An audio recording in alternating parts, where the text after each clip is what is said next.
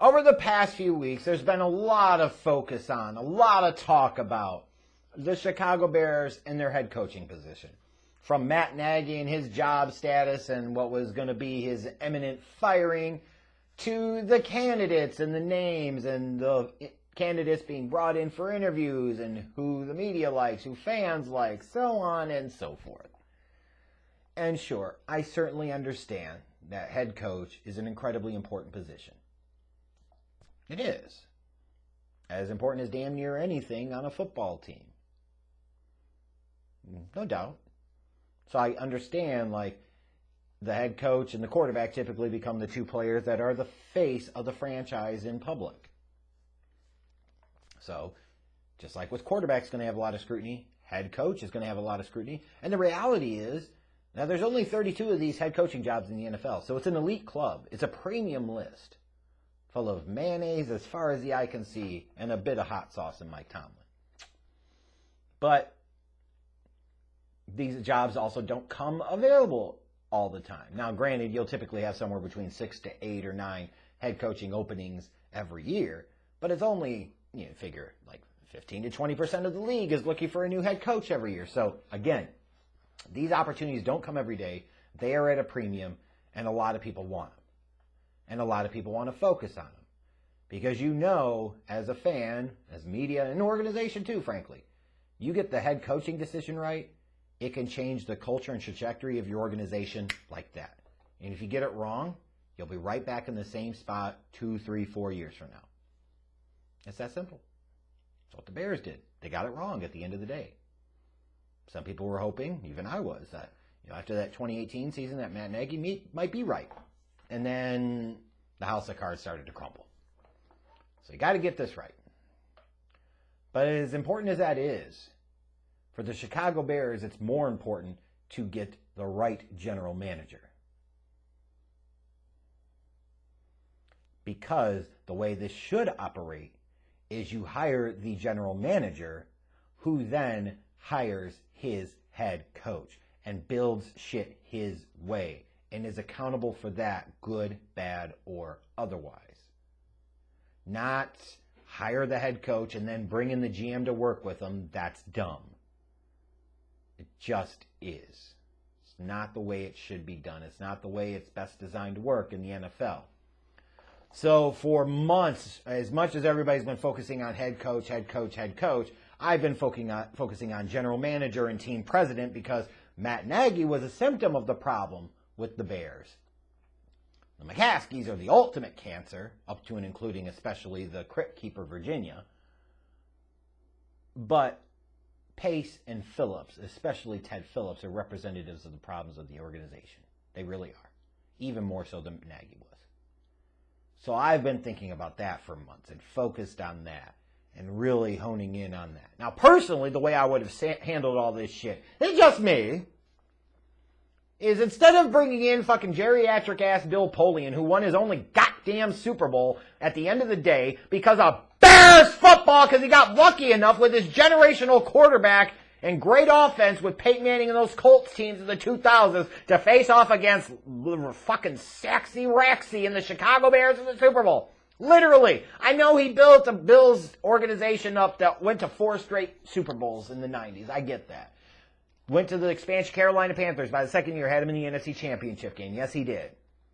But he's also the same guy, the only Super Bowl he ultimately won, and this is with a generational quarterback. After being able to build for years around a Hall of Fame quarterback in Jim Kelly, the son of a bitch had Peyton Manning won 1 fucking Super Bowl, and that was because of Bears football. So the same guy that once thought that Chad Kelly was the best quarterback prospect in a draft, the same guy that thought Lamar Jackson should play wide receiver, this same dude is the one that the McCaskies are bringing in to consult on their fucking head coaching search and their general manager search. What you should have been doing is bringing in somebody with more recent relevant success, younger as well. And when you want to talk about diversity, like qualified diversity, not token diversity, like qualified experience, success at the position, Ozzie Newsome is a perfect representation of that. So I personally would have brought in Ozzie Newsome, invited him to Halas Hall, and say, you know what? Goofy George, Yuck, and Bean Counting Ted don't know what the fuck they're doing, Ozzie. we would like you to consult on the head coach and general manager search. And then you tell them you're going to go get them coffee or a sandwich, and you don't come back. And magically, mysteriously, all the doors to Halas Hall lock. The windows are gated and barred. There's nowhere for Ozzy to go. And all of a sudden, somebody within Halas Hall is still there and realizes that there's one way to get all these doors open and the windows to open and for Ozzie Newsome to leave. That's interesting. Here's a contract to become team president of the Chicago Bears and fix this shit with the 5 or 10% ownership stake. Some of you might call that false imprisonment, kidnapping. I call that playing for keeps, damn it! But, all bullshit aside, the Chicago Bears general manager hire is important. And I see some Bears fans and Bears media trying to get behind, like the Morocco Browns and the Ed Dobbses and the two dudes from the Cleveland Browns. Nobody's getting behind Jeff Ireland, thank God, because that's stupid. He sucked in Miami. He was terrible. Same guy in 2010's draft process that asked Des Bryant if his mom was a prostitute. You don't need or want any damn part of him whatsoever. Ridiculous. But I look at these other guys, and I'm sorry. You talk about the Browns. The Browns didn't make the fucking playoffs this year. It'd be one thing if the Browns made a run to the AFC Championship game or the Super Bowl and you were trying to bring in like front office people from there to run your front office. But they didn't even make the playoffs. Why are you going after mid-ass teams, front office people, and scouts and personnel department people? So you can build your own mid-ass team? You basically already have that. And to bring in guys that are unknown, unproven commodities. Tired of this bullshit. Same thing with the Colts. The Morocco Brown piece. Okay, Colts have had some good drafts, yes. But they also missed the fucking playoffs, and he was part of the decision-making to bring in Chris Ballard. Or not Chris Ballard, excuse me. He was part of the same decision-making process to bring in Carson Wentz, which you could blame Frank Reich for. And certainly there's a part of that. You could blame a Chris Ballard for that. Certainly those two guys share the lion's share of that stupidity of responsibility. But these guys are still part of that. And now maybe in Chicago you're not looking to address quarterback for the next couple of years. But again, the Colts didn't even make the goddamn playoffs. And as much as some of you are trying to hype yourself up for Ed Dodds. Okay, and what? Aren't you tired of having to risk it and gamble for guys that have never been general managers before? Aren't you tired of bringing in people from mid-organizations to build their own mid-organization? I mean, it makes no fucking sense. Like, if Bears fans are excited about the possibility of an Omar Khan, I get it. I find it curious that after all those years there, a guy that may have been presumptively the heir apparent or replacement for Kevin Colbert in Pittsburgh may not be, and may be looking to go somewhere else. I don't know if that's a red flag, or he just needs a change, or he's getting caught up in political bullshit and he wants to get out of there. Like, could be some valid reasons too. But I could understand where Bears fans will say, hey, look, the Steelers are a team that's consistently in the mix. They've been contenders. Omar Khan's been a part of that as kind of Kevin Colbert's right-hand man in Pittsburgh. Like, you want to bring some of that Steeler football success to Chicago. Tired of playing fucking Bears football. Want to play some Steelers football or Packers football or Ravens football or, you know, these teams and organizations that actually get it, that actually feel some type of a consistent winning product. I get that. I do. And while I understand that some of the big names that I might have wanted, like especially the Ozzie Newsome thing, like admittedly always knowing that was a pipe dream, because the McCaskies were never going to do that shit. But you can always hope, because you never know. You never know.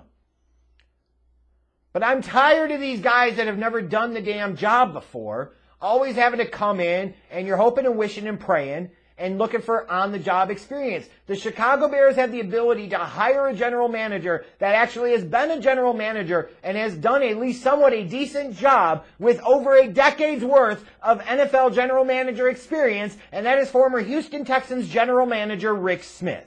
Now, some of you are going to instantly point out the piece of, well, he drafted Deshaun Watson, and Deshaun Watson is a fucking head case, you find out. Well, but back in 2017, he looked like a goddamn genius for drafting him.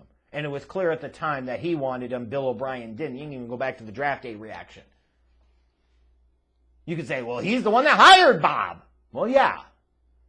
And initially that didn't look so bad. Over time, though, he started ceding more and more power to Bob, and that's where it got to be a problem. and then Bob got him out of the way, and then fucking, Bob got himself out of the way eventually. But you're talking about, if we want to talk about diversity, here is a black man who has been general manager in the NFL for over a decade, had some success there as a general manager. I don't know about you, but a guy that some of his first round picks over the years have been guys like J.J. Watt and DeAndre Hopkins, future Hall of Famers. Dwayne Brown, pretty solid damn offensive tackle, multiple time Pro Bowler.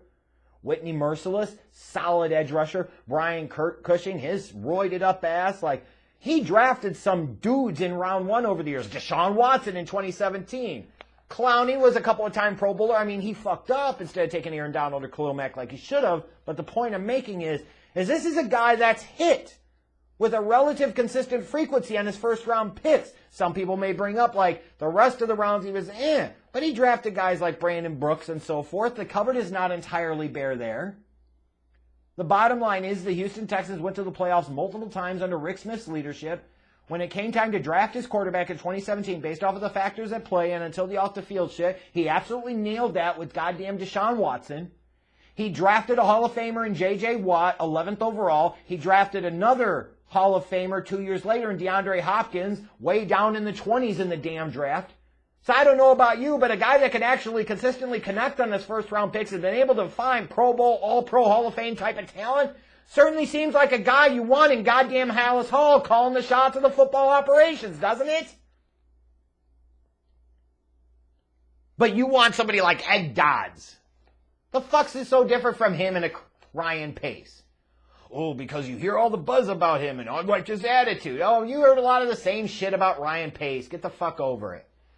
So you want to bring in a Dodds or a Morocco Brown, who are from the Chris Ballard tree, who was from the goddamn Jerry Angelo tree, who when he had the opportunity didn't get the job in Chicago for whatever reason you want to believe. So now you're going to go to one of his disciples, so you're technically picking a fruit off of the goddamn Jerry Angelo tree. Which is better than picking it off of the Ryan Pace tree, I'll grant you. But Rick Smith is the obvious choice. I'm tired of the Bears always having to go with a guy that needs on-the-goddamn job training and has to learn on the go. Rick Smith doesn't. And he's still young enough. He's only in his early 50s. Unfortunately, he lost his wife to breast cancer a couple years ago, which was at the root of some of the things that went down towards the tail end of his run with the Houston Texans organization anyways. But the dude has been a general manager in the league for 12 goddamn years.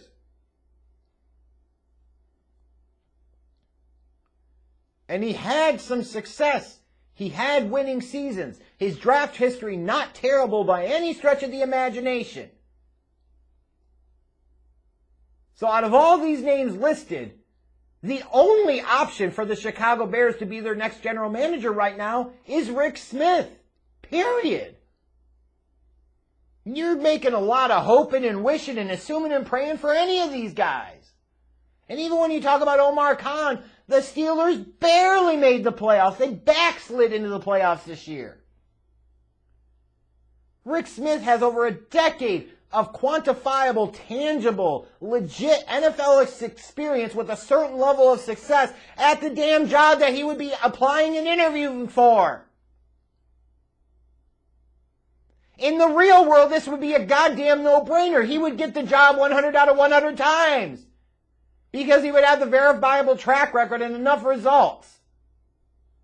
But somehow, you're looking at comparing him to a bunch of newbies and a bunch of guys with no damn experience. And some of them may make really good general managers someday. They might. But aren't you tired of fucking risking it for a biscuit for all these goddamn first-time general managers? If you don't want to do Bears football, and you want to do winning football, and you want to do shake some shit up a little bit, for all of you who's always whining, bitching, and moaning about it, like, who would you fucking hire? Who would you fucking hire? Well, here you go. My idea is a lot better than yours. The best, most qualified, credible candidate that's out there for general manager in this cycle is Rick Smith. That's the guy, George McCaskey. That's the guy, Ted Phillips. You fucking incompetent nincompoops. You idiots. Don't overcomplicate this. Hire his ass. That's it. He may not be perfect, But goddamn, I'll take my chances with him over any of these other fucks.